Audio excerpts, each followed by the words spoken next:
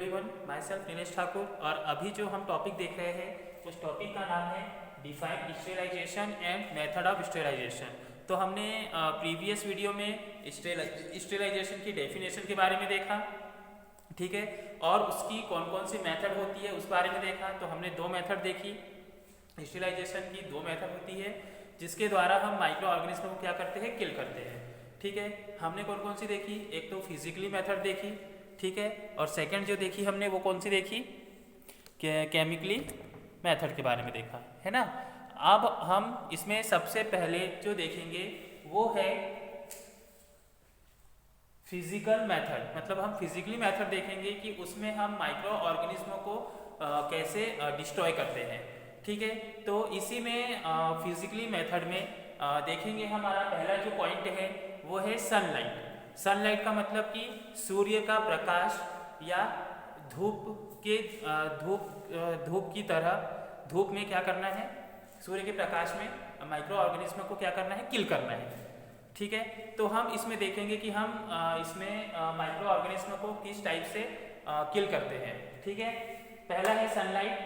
It plays important role in the spontaneous sterilisation that occurs under natural condition, ठीक है। It plays important मतलब कि ये एक महत्वपूर्ण, ठीक है, जो सनलाइट है ये एक बहुत ही महत्वपूर्ण रोल प्ले करता है, ठीक है। सनलाइट बहुत ही इंपॉर्टेंट है, एक बहुत ही अच्छा प्रदर्शन करता है किसके लिए, स्पॉन्टेनियस स्टेरिलाइजेशन मतलब कि सहज या स्वाभाविक रूप से जो स्टेरिलाइजेशन की प्रोसेस है उसमें ये सनलाइट जो है एक बहुत ही महत्वपूर्ण या इम्पोर्टेंट रोल प्ले करता है, ठीक है, अपना प्रदर्शन करता है। That occurs under natural condition मतलब प्राकृतिक स्थिति, ठीक है, नेचुरल प्राकृतिक कंडीशन स्थिति, प्राकृतिक स्थिति के लिए ये कहना चाहिए कि जो स्टेरिलाइजेशन की प्रोसेस होती है प्राकृतिक रूप से अगर हम करते हैं तो उसमें सबसे ज़्यादा इंपॉर्टेंट, सबसे ज़्यादा महत्वपूर्ण भूमिका किसकी होती है, सनलाइट की होती है, ठीक है। सनलाइट क्या करता है कि अगर प्राकृतिक स्टेरिलाइजेशन हो रहा है ना, अगर नेचुरल कंडीशन में हम स्टेरिलाइजेशन की प्रोसेस करते हैं किसके लिए, माइक्रो ऑर्गेनिज्म को किल करने के लिए या उन्हें डिस्ट्रॉय करने के लिए, तो जो सनलाइट है, ठीक है, सूर्य का जो प्रकाश है वो प्राकृतिक या नेचुरल, ठीक है, नेचुरली अगर देखा जाए तो नेचुरल में सबसे ज़्यादा भूमिका किसकी रहेगी, सनलाइट की, और सनलाइट के द्वारा ही क्या होंगे, माइक्रो ऑर्गेनिज्म को किल करेंगे। तो इसमें अब ये भूमिका इंपॉर्टेंट है, भूमिका निभा रहा है ना, इंपॉर्टेंट रोल प्ले कर रहा है। तो हम ये देखेंगे कि जो सनलाइट है वो कैसे अपनी एक इम्पॉर्टेंट भूमिका निभा रहा है इसमें माइक्रो ऑर्गेनिज्म को किल करने में, ठीक है। क्या दिया है, इट पॉसेसेस बैक्टीरिसाइडल एक्टिविटी। तो जो बैक्टीरिया की जो एक्टिविटी है, जो जीवाणु सक्रिय है ना, उस प्रोसेस में जो सनलाइट है वो अपना इंपॉर्टेंट रोल प्ले कर रहा है। जो बैक्टीरिया है, जो सक्रिय बैक्टीरिया है, जो कहना चाहिए इन्फेक्शन फैला रहे हैं, जो डिसीज कॉज कर रहे हैं, उन बैक्टीरिया को किल करने में कौन इंपॉर्टेंट है, सनलाइट इंपॉर्टेंट है। The action is due to ultra UV rays। UV का फुल फॉर्म क्या होता है, अल्ट्रा वायलेट, ठीक है, क्या होता है, अल्ट्रा वायलेट रेस, ठीक है। अल्ट्रा वायलेट मतलब कि पराबैंगनी किरणें जो होती है, ठीक है, उनके एक्शन में क्या होता है कि जब जो अल्ट्रावायलेट रे है, या रे मतलब क्या होता है, किरण, ठीक है।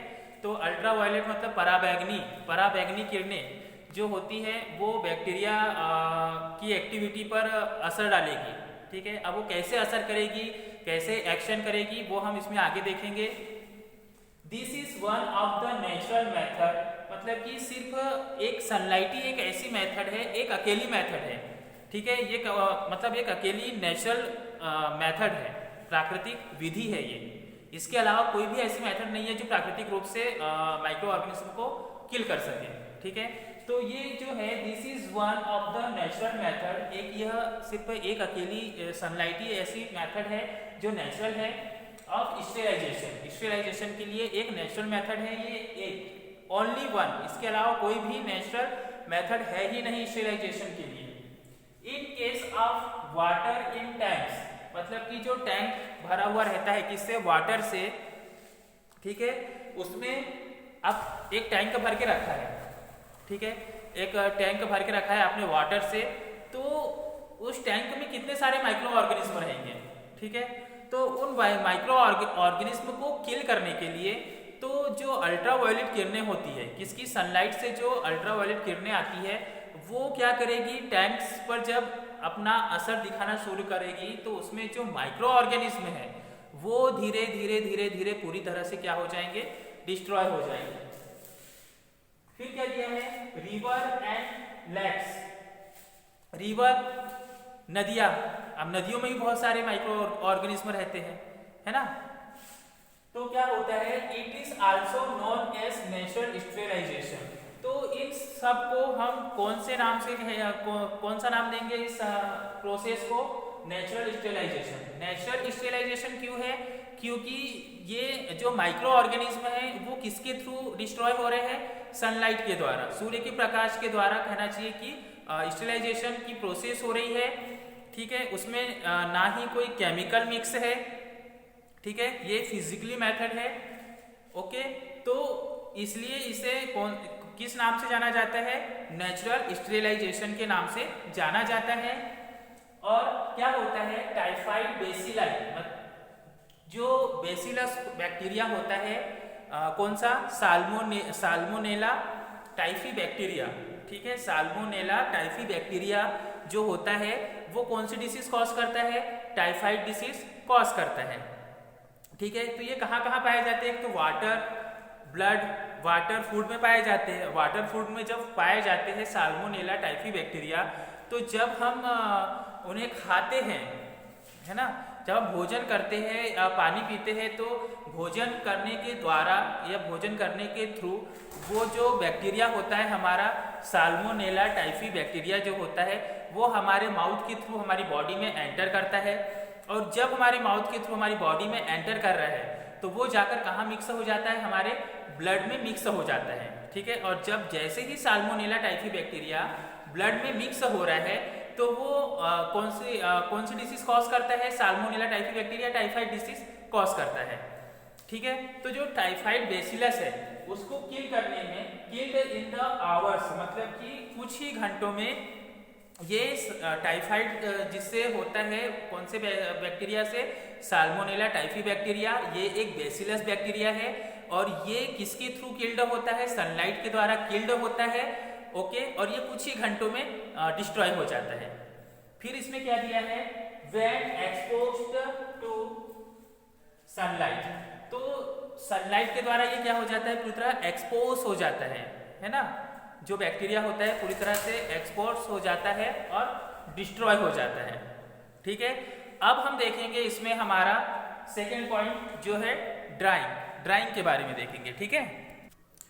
अब हम देखेंगे सेकेंड पॉइंट जो हमारा है ड्राइंग। अब ये ड्राइंग क्या होता है, ड्राई मतलब सूखना, है ना, तो इसमें हम माइक्रो ऑर्गेनिज्म को कैसे किल करेंगे वो हम देखेंगे, ठीक है। ड्राइंग इन एयर मतलब कि सूखी हवा, सूखी हवा में has deleterious effect on many bacteria.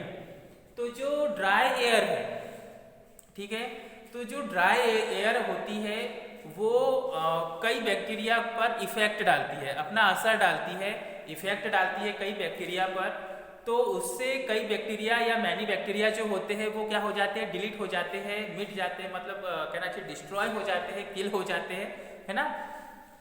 तो सिर्फ मतलब कुछ ही, मतलब कई बैक्टीरिया पर ये असर करते हैं, ऐसा नहीं कि जितने माइक्रो ऑर्गेनिज्म है सभी पर ये असर कर रही है, नहीं, सिर्फ बैक्टीरिया पर ये अपना इफेक्ट डालती है, ड्राई एयर, है ना, तो उससे क्या होते हैं, कई बैक्टीरिया किल हो जाते हैं।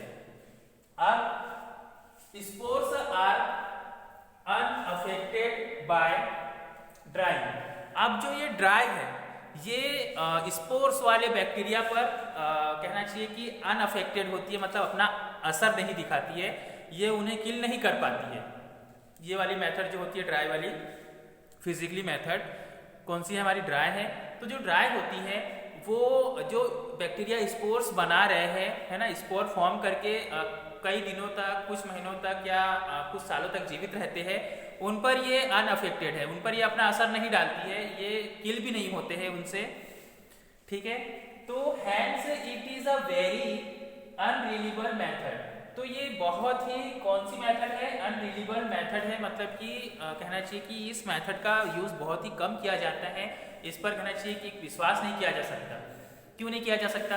कि भाई सिर्फ ये कई बैक्टीरिया को किल करेगी, है ना। अब ऐसा तो है नहीं कि जो बैक्टीरिया स्पोर फॉर्म कर रहे हैं उन्हें ये किल कर देगी, नहीं। इसलिए ये एक कौन सी मेथड होती है? अनरिलीएबल मेथड होती है। कौन सी? ड्राइंग। ओके, तो हमने ये देखा अब ड्राइंग के बारे में, और अब हम थर्ड पॉइंट देखेंगे हीट के बारे में। तो जो ड्राई हीट है ये वही हीट है। तो अब हम देखेंगे हीट के बारे में कि हीट क्या होता है, ठीक है। अब हम देखेंगे हीट में, heat is the most reliable method of sterilisation. तो जो हीट है ना, हीट मतलब क्या होता है? गर्म करना, ठीक है। तो जो ये हीट है ये एक बहुत ही मोस्ट रिलीएबल मेथड होती है स्टेरिलाइजेशन के लिए। रिलीएबल मतलब एक विश्वास पात्र मेथड है ना। कि क्यों विश्वास पात्र है? क्योंकि हीट करने पर क्या हो रहा है कि जो माइक्रो ऑर्गेनिज्म है, भले ही वो कैसा भी रहे, वो क्या हो जा रहा है? किल हो जा रहा है ना। तो ये स्टेरिलाइजेशन की एक रिलीएबल मेथड होती है। कौन? हीट, जिसके द्वारा क्या होता है? माइक्रो ऑर्गेनिज्म किल होता है। इट में बी ड्राई हीट और मॉइस्ट हीट। और इसमें क्या क्या होता है?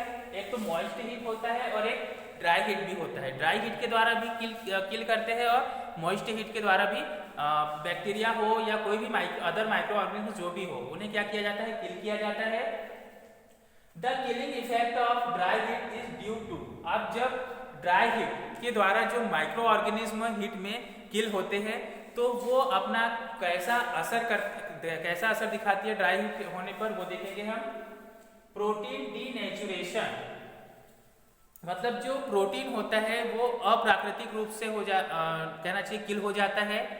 और oxidation of substances of bacteria, तो जो बैक्टीरिया का जो सब्सटेंस होता है, जो पदार्थ होता है, उसके ऑक्सीडेशन में भी ये असर छोड़ता है। कौन?